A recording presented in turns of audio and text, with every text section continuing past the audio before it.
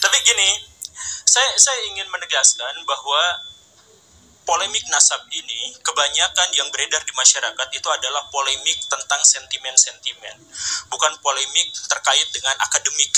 Jadi kalau misalkan kita mau jujur, dari jutaan orang di Indonesia yang sekarang berdebat, berdiskusi, saling menghujat satu sama lain terkait dengan nasab, berapa orang di antara mereka yang mampu mengakses kitab-kitabnya Kiai Imad dan mengakses kitab-kitabnya Robitoh Alawiyah? Sedikit sekali. Jadi yang benar-benar berdiskusi terkait dengan masalah-masalah akademik dan ilmiah itu jumlahnya sangat sedikit. Yang paling banyak itu adalah masalah-masalah yang berupa sentimen-sentimen.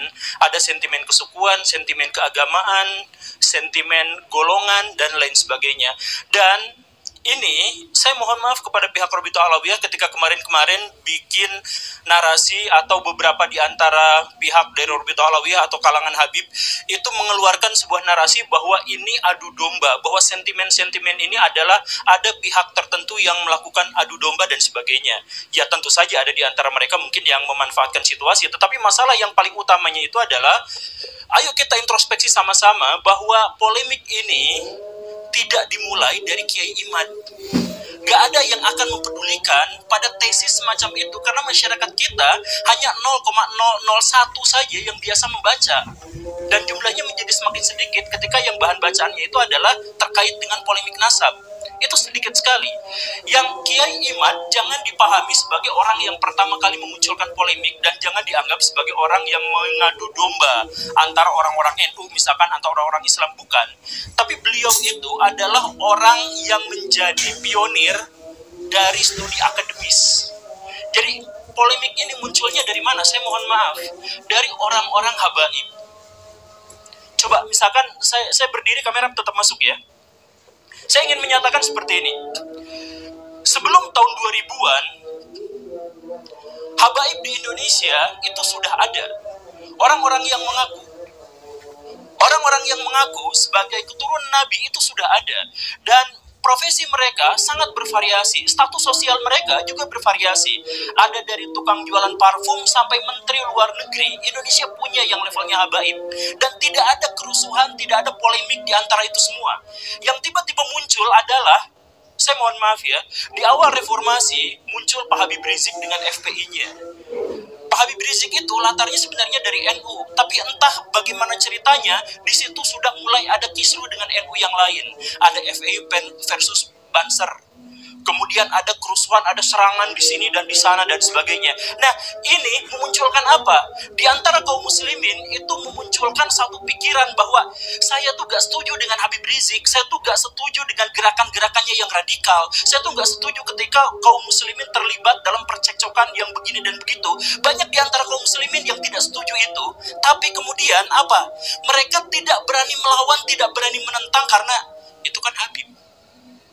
Ini kan keturunan Nabi. Jadi pada waktu itu ada dilema, ada polemik sebelum polemik itu menyeruak ke media, polemik di dalam hati kaum muslimin bahwa kami sebenarnya ingin menentang, ingin mengkoreksi pernyataan-pernyataan dari Pak Habib Rizik. Tapi kami gak berani karena itu adalah keturunan Nabi.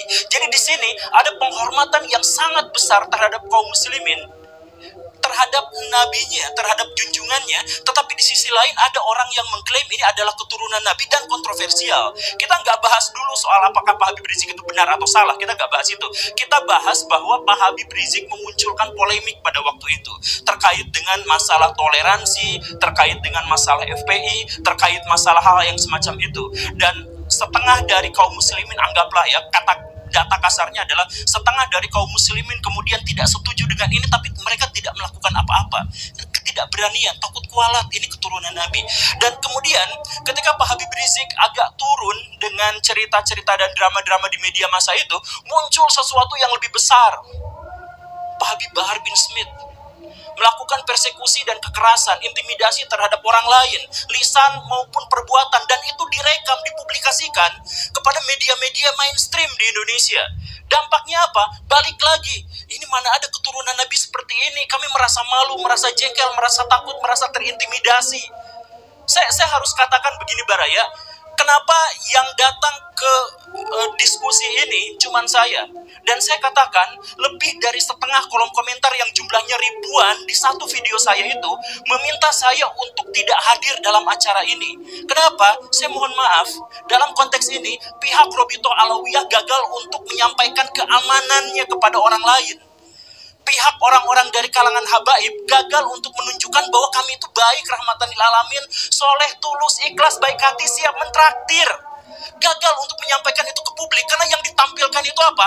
Kekerasan atas nama habaib, bahwa kami itu boleh melakukan persekusi. Bahkan Pak Habib Bahar bin Smith di pengadilan, ketika beliau sedang diadili, kemudian ada saksi dan kemudian beliau mengatakan, kamu tahu nggak siapa saya? Saya adalah keturunan Nabi.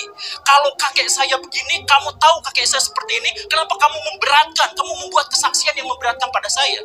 Itu kan sebenarnya menyakiti kaum muslimin. Karena ada orang yang melakukan kekerasan atas nama Nabi, diadili, tapi minta privilege. Siapa yang melakukan itu? Golongan habaib. Kalau misalkan kemudian tiba-tiba muncul bahwa kami sekarang sedang diadu domba antara kelompok ini dengan kelompok itu, bukan. Mungkin ada adu domba, tapi itu belakangan. Munculnya itu dari mana? Dari keresahan kaum muslimin.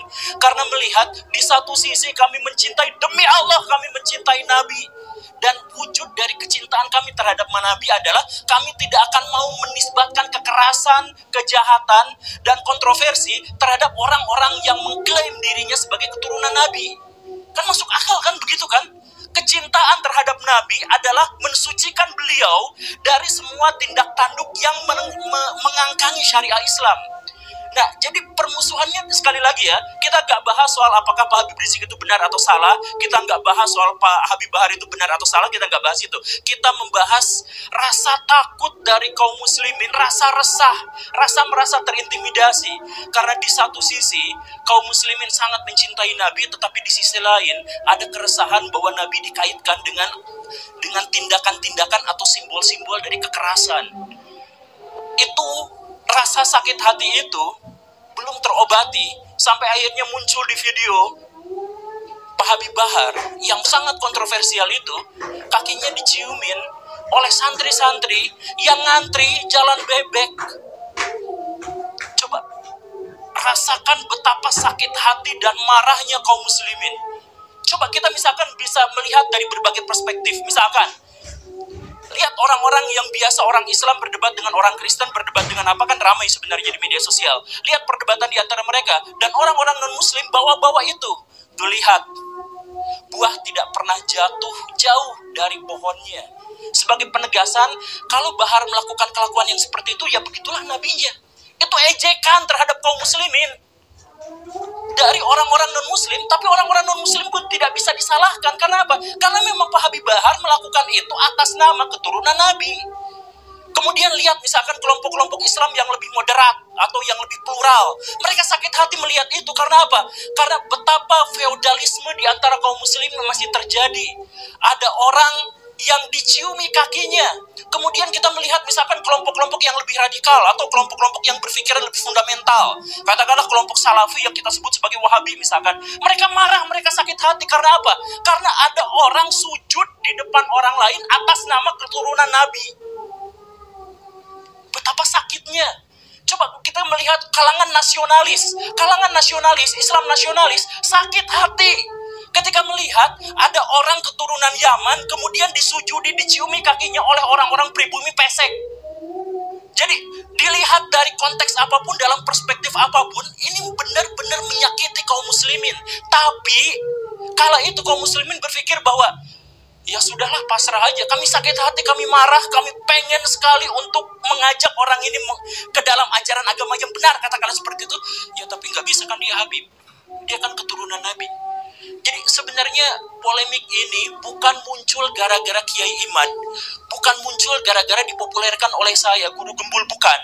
Tapi ini adalah akumulasi dari kekesalan dan kemarahan kaum muslimin terhadap apa yang terjadi, yang ditunjukkan oleh beberapa kalangan dari habaib, dari kalangan Ba'alawi. Jadi jangan dulu ada cerita bahwa intelijen masuk ke sini, ya mungkin itu belakangan. Jangan dulu cerita bahwa ini asing masuk ke sini, ya, jangan, belakangan aja dulu. Kita introspeksi. Karena kalau misalkan kita mau maju, kita harus cari solusi. Bagaimana cara kita menemukan solusi? Ketahui masalahnya. Bagaimana cara kita mengetahui masalahnya? Kita berani untuk introspeksi diri. Saya selalu menyatakan, mempopulerkan kepada orang lain, ayo kita introspeksi diri. Kaum muslimin, kenapa sekarang terpuruk? Kaum muslimin, kenapa ketinggalan zaman? Karena setiap ada bagian dari kaum muslimin yang disakiti, kita salahin pihak lain. Ketika Indonesia tidak maju, apa yang dinarasikan? Oh, karena ini adalah konspirasi elit global, konspirasi Yahudi, ini Amerika Serikat yang keji dan sebagainya. Ya iya, katakanlah memang seperti itu. Tapi tidak ada seorang pun di antara kita yang gagal itu kemudian menyalahkan pihak lain. Kalau kita gagal dalam permainan sepak bola, kita nggak berhak untuk menyalahin pemain lain yang lebih bagus. Kalau misalkan kita melihat bahwa Indonesia sekarang carut-marut, jelek, terpuruk, tidak memiliki peradaban yang memadai, ketergantungan sama pihak asing, sama Cina, Amerika Serikat, dan sebagainya, introspeksi diri, mungkin kitalah yang salah. Bukan lalu kita menyalahkan pihak lain. Nah, termasuk juga dalam hal ini, Robito Halawiyah, kalau misalkan mau berbicara tentang polemik nasab ini, tolong pikirkan jangan, oh ini adalah gara-gara konspirasi, bukan. Ini gara-gara introspeksi aja, saya mohon. Introspeksi aja bahwa di antara kita memang ada orang-orang yang seperti itu. Dan ketika tesis Kiai Imad itu lahir, muncul, akhirnya mengemuka, sentimen-sentimen itu bertebaran di mana-mana. Anti komunis Yaman, imigran Yaman, ayo kita deportasi mereka, dan lain sebagainya. Kenapa muncul sentimen-sentimen yang seperti itu? Sentimen itu muncul jelas jauh dari studi akademik, jauh sekali dari nuansa-nuansa atau ekosistem ilmiah, jauh sekali dari situ. Tapi kenapa? Ya karena sebelumnya bukan masalah nasab yang dituliskan oleh Kiai Imaduddin, bukan. Tapi sebelumnya sudah ada bara dalam sekam yang begitu besarnya, yang akhirnya membuat kaum muslimin ketika ada lecutan sedikit, ada pembukaan, mereka katakan apa? Alhamdulillah ketika saya sekarang mengkritik Habib Bahar, saya tidak akan kualat, karena dia bukan keturunan Nabi. Jadi munculnya itu bukan, alhamdulillah saya tetap bisa mengagungkan Nabi, saya tetap bisa menganggap Nabi sebagai figur yang ideal, yang kuat, yang bersih, yang baik hati, yang soleh, yang suri tauladan bagi seluruh manusia. Alhamdulillah, karena ternyata orang-orang yang mengingkari akhlaknya itu bukan keturunan Nabi. Alhamdulillah. Jadi sentimen ini muncul bukan gara-gara Kiai Imad. Kiai Imad hanya membuka keran bahwa ketika mengkritik Pak Habib Rizik, ketika kita mengkritik Pak Habib Bahar, itu tidak apa-apa karena tidak ada hubungannya dengan Nabi. Itu saja. Dan lihat apa yang terjadi setelah itu. Yang terjadi, video-video bertebaran, ditambah lagi video-video yang lain. Misalkan, muncullah video yang kemudian saya juga tampilkan kemarin. Ada Habib yang mengatakan, bangsa ini bisa menjadi bangsa yang kuat, yang teguh, tidak kena bencana dan sebagainya, karena mencintai para habaib. Kan beliau Habib, Pak Novel Al-Idrus. Kemudian dikatakan, siapa yang berani mengkritik, mengkoreksi Habib, maka dia seperti iblis. Itu pernyataan tekstual, harfiah, literlaksnya seperti itu. Jadi bayangkan, kaum muslimin makin marah dengan adanya video itu. Kenapa marah? Karena mereka mencintai Nabi.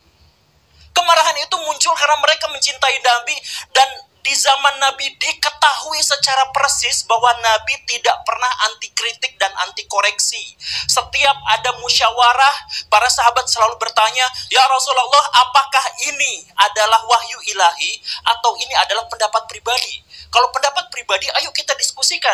Dan banyak sekali riwayat-riwayat yang menjelaskan bahkan Nabi mengalah dari orang-orang yang mengkoreksinya. Waktu perang Uhud, kenapa kalah? Karena Nabi punya strategi, dibantah, mendingan gini aja. Yang dijalankan bukan strategi Nabi, tapi adalah strategi para sahabat. Kalah beneran. Dan Nabi pada waktu itu tidak pernah menyalahkan. Demi Allah, tidak menyalahkan para sahabat yang mengusulkan strategi itu. Artinya apa? Ya, Nabi ikut musyawarah itu, Nabi kalah dalam perdebatan dan diskusi itu, kemudian setelah itu, ya sudah dibiarkan, dianggap sebagai bagian dari keputusan bersama. Ketika kalah, Nabi tidak pernah menyalahkan mereka semua. Ini Nabi. Lalu tiba-tiba muncul orang yang mengklaim sebagai keturunan Nabi, tiba-tiba mengatakan, kalau ada orang yang mengkoreksi habaib, maka mereka itu adalah iblis, atau serupa dengan iblis. Pak Novel Alaidrus. Itu videonya sudah viral, saya yakin banyak di antara orang-orang di sini juga sudah melihatnya. Nah, kalau misalkan dari Ba'alawi tidak menyaksikan itu tidak apa-apa. Kalau misalkan di antara Ba'alawi, di antara orang-orang itu lepas tangan dengan itu, ya nggak apa-apa. Tapi pahamilah bahwa kisruh ini, polemik ini bukan dimulai dari adanya gerakan-gerakan intelijen untuk memecah belah kaum muslimin. Sekali lagi, kalaupun itu memang ada, jangan kita jadikan sebagai alasan untuk mencari kesalahan. Jadi, kalau misalkan saya melakukan perzinahan, saya bersumpah saya tidak akan nyalahin setan. Emang kerjaan setan itu untuk membisiki saya untuk melakukan kemaksiatan. Kan begitu. Jadi kalau misalkan kita dipecah belah, jangan salahkan pihak yang memecah belah. Orang kerjaan mereka seperti itu. Salahkan diri kita kenapa kita bisa dipecah belah. Dan lagi-lagi ini jauh dari sentimen akademik.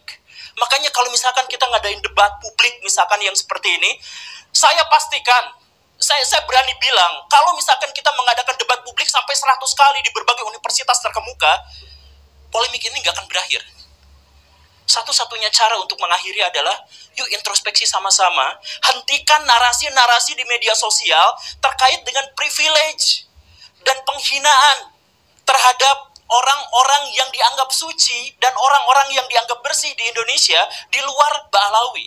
Coba, misalkan Baraya di sini, saya minta maaf, tapi coba langsung rasakan bagaimana sikapnya ketika ada orang yang mengatakan seperti ini. Sorbannya kiai-kiai itu derajatnya ada di bawah kaki dari Habib. Bahkan ketika Habib itu penzina, tukang narkoba, tukang mabok. Ada narasi seperti itu disebutkan, dipopulerkan oleh kalangan mereka sendiri. Jadi ketika polemik ini mengemuka, mereka langsung ngomong, tetap jangan kritik habaib, karena sorbannya, pecinya kiai-kiai itu derajatnya lebih rendah daripada kakinya Habib-Habib Ba'alawi itu yang tukang narkoba, yang tukang zina, tukang maksiat. Coba orang kampung belajar Iqra. Orang kampung waktu kecil itu belajar tentang akidah, belajar tentang sejarah dari ustadz, dari kiai yang sangat mereka cintai. Lalu ada cerita bahwa kiai mereka derajatnya di bawah kaki habaib tukang narkoba. Rasakan bagaimana sakit hatinya mereka ketika mendengarkan narasi yang seperti ini. Bahwa kemudian Habib terbodoh itu 70 kali lipat lebih mulia daripada Habib terbodoh itu 70 kali lipat lebih mulia daripada kiai-kiai. Coba kalau misalkan kita ikut pengajian, kita ketemu sama orang yang kita salim tangan karena menganggap ilmunya luar biasa, memberikan kontribusi kepada kehidupan kita, memberikan pencerahan kepada kita, lalu dikatakan bahwa mereka itu nggak seberapanya dibandingkan dengan Habib paling bodoh. Bisa nggak merasakan penderitaan dan sakit hati yang luar biasa dari situ? Dengan sakit hati yang besar itu, maka debat-debat kayak gini anfaedah. Karena apa? Yang dibangun bukan studi akademik, bukan. Tapi sentimen-sentimen sejak awal. Bayangkan kemudian ada ulama-ulama Nusantara yang harus cium tangan, cium kaki terhadap Habib-Habib yang berjejer duduk di sofa dengan begitu megahnya. Kalangan nasionalis sakit hati, kalangan tradisional sakit hati, kalangan fundamentalis sakit hati, mau yang liberal sakit hati, yang radikal juga sakit hati melihat fenomena semacam ini. Jadi please lah, saya demi Allah, atas nama Allah saya katakan bahwa saya datang ke sini untuk menghentikan polemik ini. Saya berharap saya bisa. Tapi untuk menghentikan polemik ini bukan dengan debat, bukan dengan diskusi. Tapi ayo kita sama-sama hentikan yang seperti itu. Kemudian kemarin Pak Fikri Syahab mengatakan kepada saya bahwa kami sebenarnya lepas tangan terhadap kelompok-kelompok habaib yang seperti itu. Karena kami adalah ormas penulis nasab saja. Dan kami tentu saja tidak memiliki otoritas untuk ngurusin apa yang mereka katakan dan apa yang mereka perbuat. Misalkan seperti itu. Ya kalau memang seperti itu, sampaikan kepada publik, bukan kemudian melakukan pembelaan-pembelaan. Kalau misalkan kemarin Pak Haji Roma Irama mengatakan bahwa saya pernah ditawari sertifikat habaib. Bukan dicaci maki. Kenapa tiba-tiba muncul di media-media itu, ini orang yang sudah sepuh, ini orang yang sudah ini, tapi kenapa malah seperti ini, soal khotimah dan sebagainya? Bukan. Jujur saja, kalau misalkan kita mau tahu, pencatatan nasabah Alawi itu sangat rapihnya itu pas zaman Pak Taufik Asgaf sekarang kan. Sebelum itu kan masih banyak yang gonjang-ganjing kesana-kesini.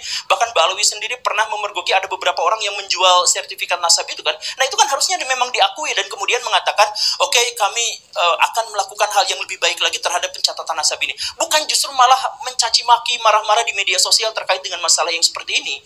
Ini justru akan memperkeruh. Sekarang Mbak Alawi musuhnya jadi banyak. Dan mereka bukan hanya banyak, mereka banyak marah ketakutan di sisi yang lain. Sehingga apa? Kemarin waktu ada pertikaian di Karawang atau Tangerang itu yang kiai katanya digebukin sama kelompok Balawi, sama kelompok Habib. Itulah yang akhirnya menyebabkan Robitoh Alawiyah dianggap begitu mengerikannya. Pak Guru Gembul, please lah, saya punya firasat buruk, jangan berdebat datang ke mereka. Mau menang, mau kalah, tetap genjur, bonyok mukanya. Jangan salahkan mereka. Demi Allah, jangan salahkan orang yang menyarankan itu, karena sudah ada wujudnya. Sudah ada kiai dan banser yang memang digebukin. Sama siapa? Sama habaib. Sama orang-orang muhibin. Itu memang nyata, itu memang benar. Dan itu divideokan dan viral dan banyak orang yang menyaksikan. Jadi sekali lagi, ketika sekarang Mbak Alawi, ketika habaib di Indonesia itu digonjang-ganjing dengan begitu banyak isu, please, introspeksi diri. Dengan cara itulah kita bisa menghentikan polemik. Kita bisa membangun bangsa yang lebih baik, kita bisa membangun peradaban yang lebih besar, kalau setiap orang insaf atas apa yang harus dia lakukan dan apa yang selama ini sudah dia lakukan. Saya yakin semuanya baik-baik saja. Ketika saya misalkan datang dan ketemu dengan Gus Wafi secara langsung, kok orangnya lucu ya? Dengan Pak Syahab, lah kok orangnya ramah ya? Kenapa gak seperti bayangan saya sebelumnya? Nah, jangan salahkan bayangan saya sebelumnya karena apa? Ya karena memang sudah terjadi seperti itu. Makanya untuk Robitoh Alawiyah saya minta, ini mah sebagai saran dari seorang yang lihat realitas, ini saran. Nyatakan kepada publik misalkan bahwa kami lepas tangan dari tindak tanduk yang sangat kontroversial dari kalangan habaib itu, bahwa kami memang tidak bisa apa-apa. Sampaikan aja kepada publik. Kalau misalkan kemarin kemudian Gus Wafi mengatakan di videonya bahwa ini sebenarnya gara-gara ada habib-habib dari kalangan muda yang ilmunya belum banyak, tapi kemudian ini bukan sesederhana itu. Kalau misalkan 1-2 habib mungkin seperti itu, tapi kalau misalkan banyak, ini mungkin ada masalah kaderisasi. Jadi mungkin Pak Habib Bahar dan lain sebagainya itu, sejak dia umur 4 tahun, sejak dia melihat dunia, kakinya sudah dicium, tangannya sudah dicium, apa-apa sudah dilayani. Sehingga dia menjadi korban dari otoritas palsu yang dia rasakan selama ini. Mungkin saja. Jadi kaderisasi dalam hal ini, kemudian pendidikan dalam hal ini, sejak awal mari kita perbaiki sama-sama. Sekali lagi ya, kritik saya ini di depan Robitoh ini bukan karena kebencian, bukan karena apa, tapi ayo kita perbaiki sama-sama agar polemik ini selesai. Polemik ini selesai dengan cara apa? Akhlak yang baik, tunjukkan kepada masyarakat kontribusi kita pada masyarakat, bukan kontroversi kita pada masyarakat. Selanjutnya kita diskusi. Assalamualaikum warahmatullahi wabarakatuh.